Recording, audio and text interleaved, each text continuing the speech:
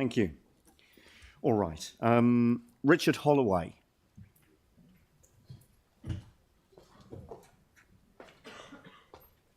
So this is a submission on the climate change strategy, and you've got 5 minutes to make your presentation on that matter this afternoon. Thank you. Thank you, Mr. Chair, councillors. First of all, who are we? We're qualified at postgrad level in science and ag economics with over 40 years professional experience, mainly international. We also have farming and forestry interests on Banks Peninsula, as well as planting big bad exotics. We have significant areas of indigenous vegetation that we've protected and are nurturing. By and large, we like your climate change strategy, even if it is a little bit light on detail.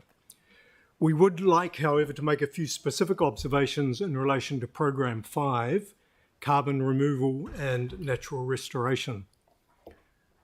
Offsetting emissions is a critically important part of the strategy, given that it can happen relatively quickly vis-a-vis reducing emissions, which is totally dependent, as you know, on new technology and or changing human behaviour.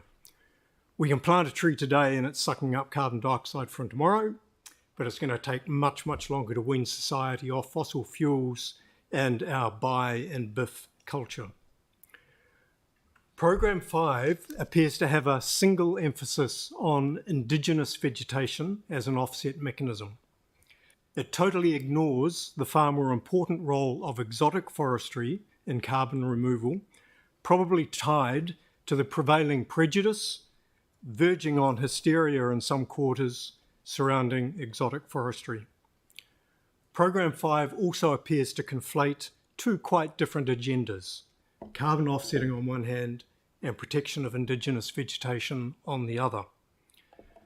In our view, this represents a major lost opportunity in terms of addressing climate change in the most cost-effective manner, acknowledging that Council will have a very limited budget to put towards this particular program. The facts, supported with abundant scientific evidence if you wish to go looking, include: 1, we have until around 2050 to fix global warming, or it is going to be too late to avoid tipping points, the likely impacts of which are beyond the ability of most of us to grasp. 2, in the dry and increasingly drier Canterbury environment, native forest established today will sequester an absolute maximum of 200 to 250 tonnes of carbon per hectare by 2050. Exotics in the same environment will sequester 700 to 800 tonnes, at least 3 to 4 times as much. 3, exotics such as pine can be successfully established for around $1,500 per hectare. By comparison, it costs anywhere from $20,000 to $30,000 per hectare to successfully establish natives into open grassland. 13 to 33 times as much. These are facts. So if the objective is to lock up maximum carbon for least cost, the cost-benefit ratio is hugely in favour of exotics. The disadvantages of exotic forestry, trotted out by our many armchair environmentalists, are highly exaggerated.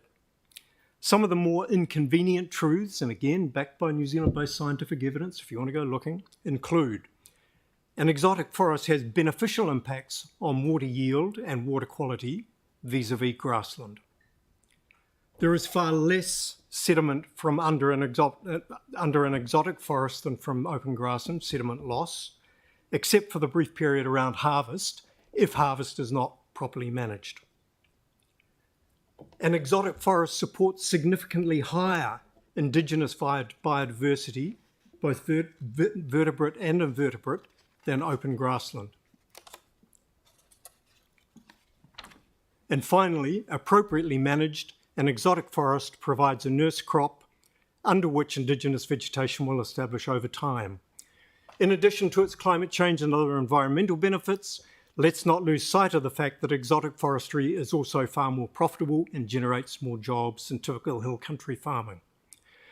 If you ascribe to an evidence-based approach to policy development and your sights are on getting best bang for your buck, our buck, you can't ignore the role of exotics if you are serious about carbon offsetting. At the very least, we suggest that under Programme 5 you should be acknowledging the role of exotics and should be committing to make it easier in terms of consenting requirements to plant marginal pastoral land into exotics. A sole focus on Indigenous vegetation for offsetting simply doesn't cut it in relation to the urgency implied in the Mayor's recent declaration of a climate change emergency. You're backing the slow horse. Thank you. And thank you very much indeed for coming along and clearly presenting your view this afternoon, and also for the written submission. Thank you very much indeed. Thank you. Thank you. All right, so next I would invite